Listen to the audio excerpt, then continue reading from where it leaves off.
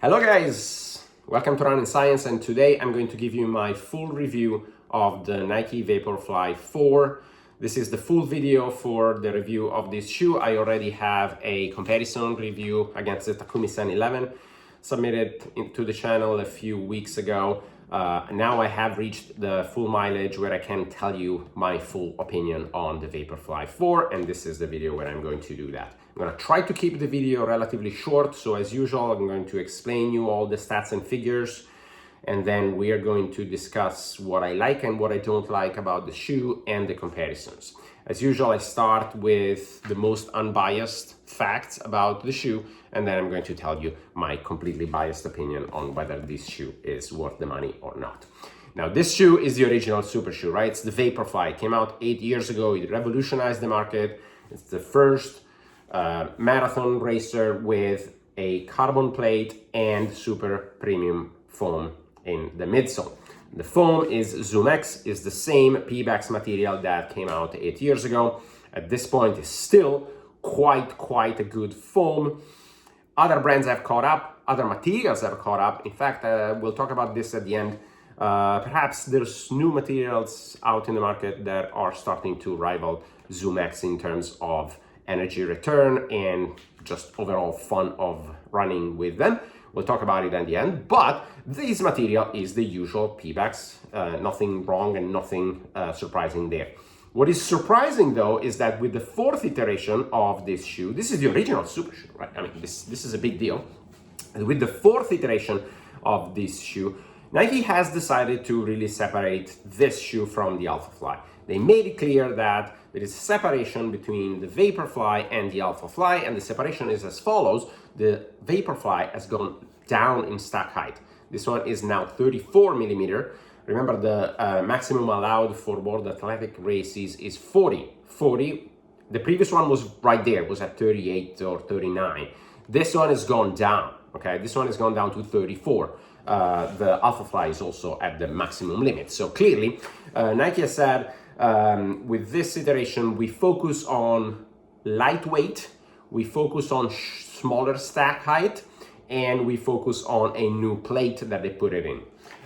Separating this shoe from the Alphafly that remained the max allowed cushion for marathon racing with a completely different plate, the high plate configuration that we have in the Alphafly compared to this, which is a low plate configuration.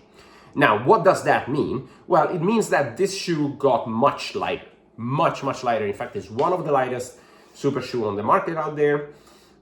It is slightly above 200 grams for my US size 11 and a half. So it's, if you take the standard sizing, I believe it's 170, 180 grams. It's very light. With that said, the other thing that changed in this shoe is the plate. It's not a major change, but the plate in this shoe is the high stack configuration, the low stack configuration, or the low plate configuration. It starts here in the heel, close to your heel at the highest portion here, and then it follows the colorway here, and it goes down, it scoops down right here, and then it touches almost the ground down here at the bottom. What changed with respect to the previous version is that now this curve is even more accentuated. It's a bigger curve. Okay. Now, why high stack versus low stack? This is important, or rather, high plate versus low plate. Why is that important? Because the sensation in running in these shoes is completely different. If you run in an Alphafly, you know that Kofuzi called it a trampoline, and that's exactly how it feels. That one is what we call a high plate configuration. Its plate is high here, right? It's not down here at the bottom, but it's higher here in the midsole or in the forefoot.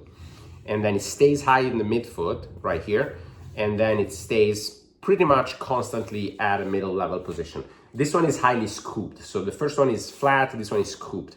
What's the difference? Well, again, if you have a flat plate, the sensation is really the trampolining. So as soon as you drop on it, you have the absorption of the pods for the Alphafly or the foam for other shoes, and then it shoots you forward, right? So what people say is that those shoes are really good if you are a stride runner. What that means is that if you want to run fast and you increase your stride length, then those shoes will give you that extra stride length because really they push you forward quite a lot. And it's a completely different sensation from these shoes or to these shoes. The low plate configuration are really more like, they don't feel like a trampoline, but they feel like springs. And what does that mean? Well, it means that when you bounce back up, there's much more foam here. You feel a little softer sensation, and then the bounce of the foam towards the back of your gait. All right. So if you are a cadence runner, which is a runner that wants to increase the pace, increase the cadence, not the stride length, but the cadence, then you will benefit from these shoes, because these shoes, rather than pushing you forward, they bounce back up and they kick your feet back to your butt in a more efficient manner, if that makes sense. Okay, so this is what you should use if you want to pick a running or a racing marathon shoe. If you are a cadence runner, you like to be propelled forward. Sorry, if you are a stride runner and you like to be propelled forward, this shoe is not for you. Go Alphafly. If you are a frequency runner and you like when you pick up your feet behind you, then pick up these shoes. Again, it's subtle there, right? I mean, everybody, when increasing the pace, either does both things. We all do both things. We all increase the length and increase the frequency. But which one do you do most? That's what makes a difference. Now, what else about this shoe? Well, the upper is new. It's this super light material. It's almost see-through as usual, but it's a much better material in my opinion than the previous generation, which was a little too floppy out there. The laces are new. They've gone out. They don't have the sawtooth laces anymore, and I think that's a little bit of a mistake. We'll see that later. But the upper is incredibly minimalistic, not a gusseted tongue. It's super minimal, but works really well. The outsole is the final thing that we're going to discuss before I'm going to tell you my biased opinion. The outsole is very extensive here in the forefoot, but there's no outsole essentially in the midfoot and in the back, which is an awkward choice in my opinion. Also, the grip of this part is not great, unfortunately.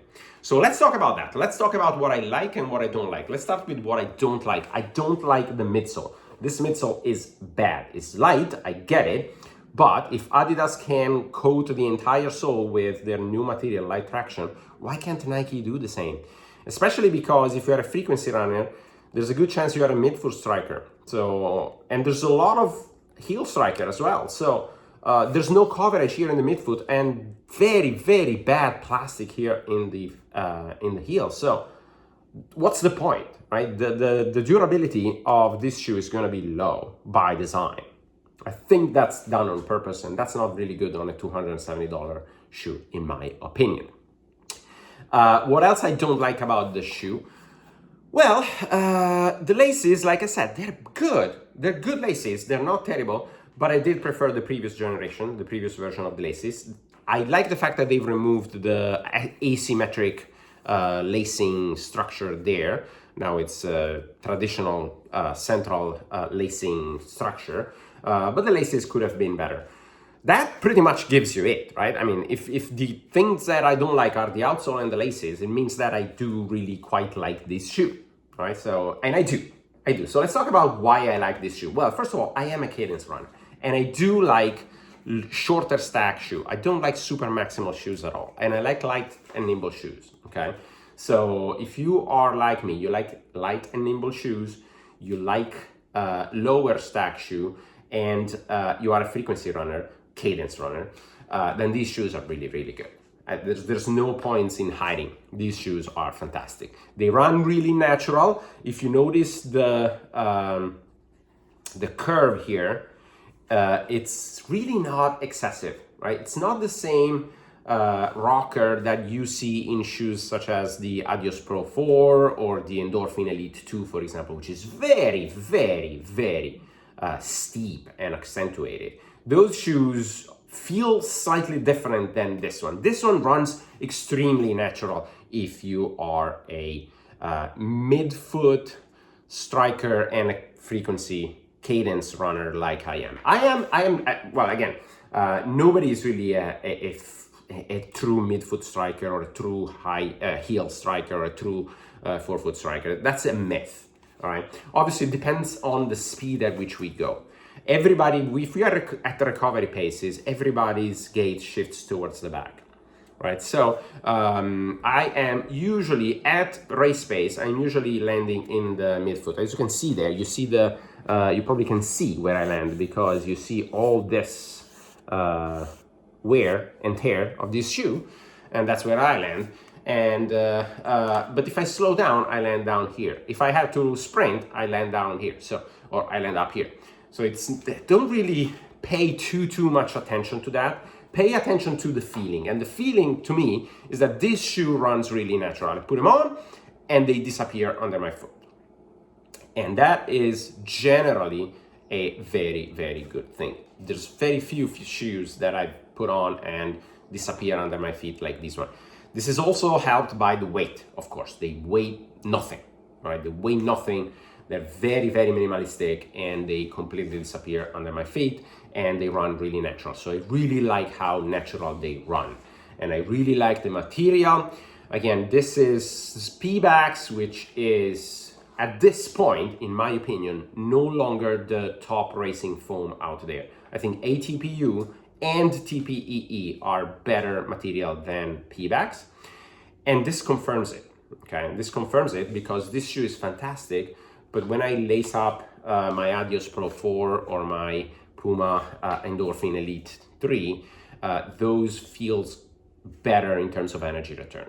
The energy return is close, okay? We're not talking major differences, but this material is still pretty good, but it has lost its leadership in terms of midsole material. Now, let me conclude with a couple of critiques, and the critiques are as follows. These shoes cost $270 because they are super shoes, they're racing shoes. Are they worth it? Are they worth $270? At this point, I think it's a little harder to justify that, which I also think it's why a lot of people have mixed opinion on these shoes. Well, first of all, it might be that you are not a cadence runner. It might be that you land too much on the heel. And at that point, these shoes will not work for you. If you are a chronic heel striker, a really bad one, these shoes will not work for you, but there's not that many racing shoes that will really work for you. If you have stability issues, these shoes will not work for you. These shoes are not stable at all, like pretty much every other racing shoes out there. So again, that's one reason, but the second reason is because I think that the price is too high. Because really, this was top of the line 8 years ago when it came out. It revolutionized the market, but then even Nike came out with Alphafly, and the flagship was the was and still is the Alphafly. This doesn't feel like the flagship shoe that it was anymore, and the price should reflect that, in my opinion. Why am I saying this? Let's talk about comparisons. The shoe that I closely compared this to is this. Once again, the Takumi 711. Okay, the Takumi 711 and this one feels very close to each other. I have a video about it. I'll link it down below. Go see it if you want the full details. However, the Takumi 711 is $180. This one is $270. Now, I had to spend $270 for a racing shoe. I have pretty much all of them available to me. And at that point, I would either get something like a Meta Speed, or I would either spend a little bit more and get the Puma Fast Art 3, or I would spend less and get something like the Adios Pro 4, which is $250, and this one is $20 more. All of the shoes that I just mentioned, Adios Pro 4, Puma Deviate Nitro Elite 3, which by the way is cheaper than this one as well, all the Meta Speeds from ASICS, the Puma Fast Art 3, even the Endorphin Elite 2, they're all better than this shoe. I shouldn't say better. They all feel more super than these shoes. That's the thing that I'm looking for. This shoe doesn't feel like a super shoe anymore. It feels almost as a super trainer and not a super racing shoe. And the price should reflect that. I've been running all my training around with these. I have not run a race with these. And they're fantastic, fantastic to do that. Really, really, really good as super trainers. This shoe doesn't compare to the Endorphin Speed 5 that I've reviewed in the channel a few months ago. This shoe is much better than that, except it cost almost twice as much. Right, so that's the unfortunate part. And this is why I think a lot of people said that, this shoe is bad, it's a bad version, it's a bad iteration. Do I agree? No, I love this shoe. I really, really like it, but I understand why they're saying that. They're saying that because Nike sells this as a premium racing shoe for the elite level athletes. This shoe, the fourth version of the Vaporfly, unfortunately is no longer that shoe. Right? Unfortunately, this has gone towards the super trainer that can be raced in my opinion. All right. In my opinion, but really it's not just my opinion. If you look around other videos, pretty much everybody's saying the same thing and they're complaining quite substantially about it. This shoe doesn't feel super anymore. The magic is gone, and this iteration did not bring it back. However, it's a lot more nuanced than that. In fact, I quite like this shoe quite a bit. All right, so that's it for this shoe review. Thanks for watching as usual. If you like what I do, click the subscribe button. It helps with motivation and keep me motivating in my shoe review. And with that said, I'll see you in the next video.